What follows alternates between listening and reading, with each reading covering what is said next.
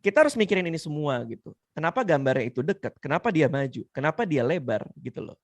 Supaya dapat tujuan dari frame itu berada gitu. Oke. Bang, ada kelas pengambilan gambar nggak? Nggak ada. Jadi teknis sekali ya guys. Gua sutradara otodidak, jadi nggak punya ilmunya. Ya, mendingan yang lain yang bikin yang punya ilmu. Siap. Oke, ini ada yang nanya nih Dil. Shortlist itu kayak gimana ya? Mungkin kalau misalnya kita pakai contoh yang lagi sekarang kita tampilin, contoh timeline nih bisa kita tabulasikan ke dalam shortlist ya. Misalnya yang pertama nih, ya Radit berbicara di depan Rais.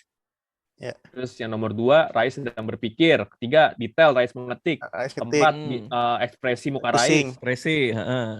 Terus master Rais tutup kamera. Iya. Baru masuk ke beberapa angle lainnya. Itu mungkin shortlist bisa kita seperti itu ya contohnya.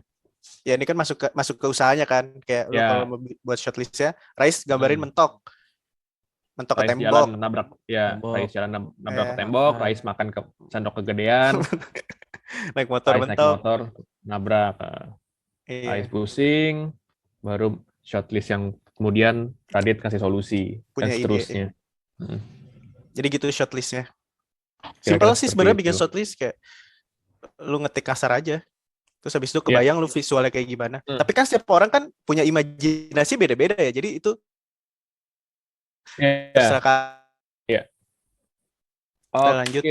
Lanjut Dil. Nah ini kalau contoh timeline editing sketsa. Oh nih. Ini yang simple banget sebenarnya. Karena kan semua dialognya udah dipakai di dalam pas lagi kita syuting. Jadi nggak perlu video. Oke. Nah dan ini nggak perlu clip on nih, pakai Rode doang. Jadi ini frame pertama yang ada di atas. Ini yang di bawah audionya. Terus abis itu masuk ke dialog kan panjang nih Bang Radit. Dialog. Nah ini yang gue bilang transisi deep to black tadi. Untuk ngebedain frame waktu yang ini sama yang ini. Supaya ada perbedaan waktu. Hari ya? Sebenarnya sama hari sih, tapi cuma kayak beda berapa jam aja. Ya, Oke. Habis itu nih adegan datang, terus lebih detail ke ekspresi, ngelihat ini kan heran apa nih gitu, baru dikasih lihat ternyata ada handphone yang ditempel di tembok. Oke, nah kita bicara soal ininya lagi nih. Beda shotnya ya, pemilihan gue ya. Kenapa shotnya seperti ini ya? Motivasinya nih. Yang pertama yang di kiri itu. Oke. Kenapa shotnya seperti ini? Kenapa harus ada tembok di depan terus di belakang ada gua? Kenapa nggak tembok kosong aja? Kenapa nggak tembok kosong doang baru kita masuk ke Radit sama Anissa? Kenapa harus ada gua tuh sama Anissa kecil di depan ini? Kenapa nggak cuma tembok kira-kira? Ngerti nggak Dil maksud gue? Kenapa nggak ada tembok? Iya, kenapa nggak tembok kosong gitu? Karena kan buat ngegambarin situasinya. Kalau ini ibarat kata nih shot master lah, kayak ini kelihatan nih ada lo berdua sama temboknya itu yang bakal jadi masalah kalian nanti. Jadi kita mau ngasih lihat situasinya tuh kenapa nggak gitu, tembok doang? Kenapa harus ada guanya? Kenapa nggak mendekat gitu? Karena nanti nggak jadi shot master, jadi semuanya nggak kelihatan nanti. Iya benar. Jadi kita establish kan ini kan gambar pertama yang penonton lihat ya. Jadi gambar pertama yang penonton lihat adalah sebuah tembok kosong yang dan gua dan Anissa di belakang. Itu akan jadi pertanyaan kan. Ini orang kenapa ngeliatin tembok kosong gitu loh. Baru kita balik ke mereka berdua, ke dialognya. Nah, kenapa nggak gua cover? Ayo, kenapa di situ cuma manteng di master? Kenapa nggak gua ini muka Anissa, muka Radit, muka Anissa, muka Radit. Kira-kira kenapa Dil? Mungkin satu emosinya bisa. Kedua mungkin lu mikirin masalah garis imajiner gak sih nyebrang? Enggak ya? Enggak juga sih. Imajiner enggak. Oke. Berarti ini cuma emosi sih kalau feeling gua.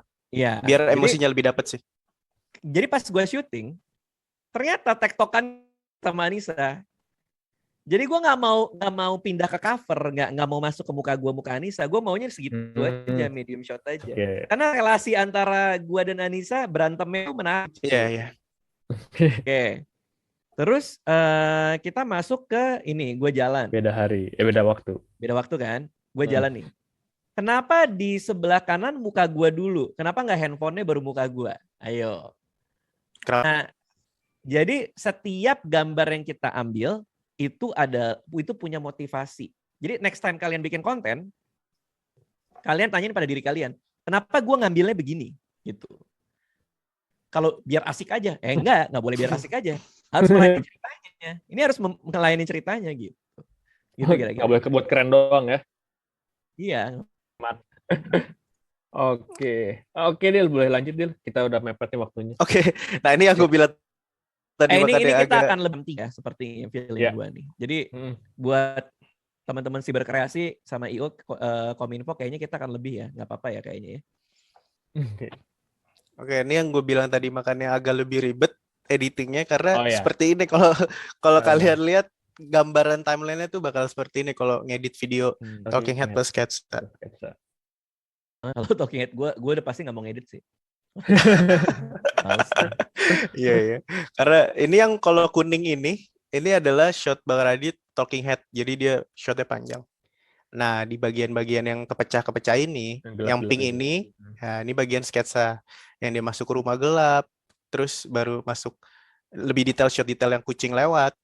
Habis itu balik lagi ke master, Bang Radit udah jatuh. Baru masuk lagi ke ceritanya, ke Talking Head-nya. Gue ngeliatnya udah mau muntah gue. Ribet banget. Ada yang komen, ini baru kerja Fadil. Nah iya tuh kerja Fadil tuh. Walaupun yang kerjain sebenarnya Tio. Jadi ini Tio juga. Tio ya. Iya ini kerjanya Tio. Okay. Terus masuk ke sketsa lagi. Ini kenapa di atas? Nah kalau di layar Premiere itu yang kan ada layar bawah, layar nomor 2, layar nomor 3. Jadi prinsipnya itu kalau yang di bawah itu ya akan di bawah, yang di atas akan di atas. Jadi kalau lu numpuk gini, yang ini, jadi yang akan muncul di gambar kalian adalah yang atas. Tuh, jadi ini kan kenapa ada yang gue tiba nih yang pink sama yang kuning. Jadi gue mau nampilin video yang ini. Jadi nggak apa-apa kalian taruh gini. Itu. Ya intinya Talking Head masuk ke sketsa di bagian-bagian ini. Nah di atasnya ada subtitle. Kita sebutnya B-roll ya, Dil ya. Ada nanya juga. B-roll, benar.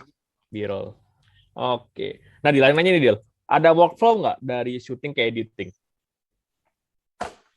Biasanya gimana step-step lu? Udah syuting nih. Biasanya gimana? Setelah syuting habis itu biasa kita backup data dulu kan. Pindahin dari memory card ke komputer.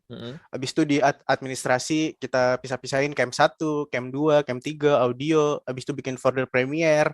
Habis itu baru masuk ke Premiere. Habis itu kita masukin semua file yang tadi udah kita administrasi ke Premiere. Habis itu baru kita masukin deh satu-satu. Pertama sih biasanya gue masukin Talking Head-nya dulu nih kalau ngedit yang ini ya. Ini gue masukin Talking Head-nya dulu nih panjang. Lalu rangkai dulu ya. Ya, pokoknya gue jembreng dulu, Habis itu gue tonton. Terus bagian ini bisa di-cut. Kan biasanya kalau shot panjang itu ada yang salah, terus ada yang ngulang, diulang lagi. Terus ada yang pokoknya macam-macam deh, ada yang kita retake lah. Nah, itu pokoknya gue seleksi dulu. Habis itu udah kerangkai, baru gue pointerin. Pas di dialog ini kayaknya enak nih dimasukin sketsa yang tadi udah kita ambil, baru gue masukin di sini. Gitu. Habis itu baru kita jelasin beberapa terminologi dulu ya. Master shot nih Mas Yana nanya. Master shot tuh apa sih? Maksudnya kenapa kalau tiap kali kita syuting kayak sketsa yang tadi itu kita ngambil master dulu. Nah, itu betul. Nah, ini. Paling kiri kan master shot tuh. Kenapa harus ada itu? Jadi kita mau ngasih lihat situasinya dulu. Jadi biar penonton tuh kebayang rangkaian geografisnya ya. Ya, jadi kebayang nih, oh setnya kayak gini. Jadi ketika kalian pindah ke cover, jadi nggak perlu mikirin geografisnya lagi. Karena kan udah kebayang tadi di depan master shot. Iya. Jadi master shot itu adalah satu shot di mana kita ngasih lihat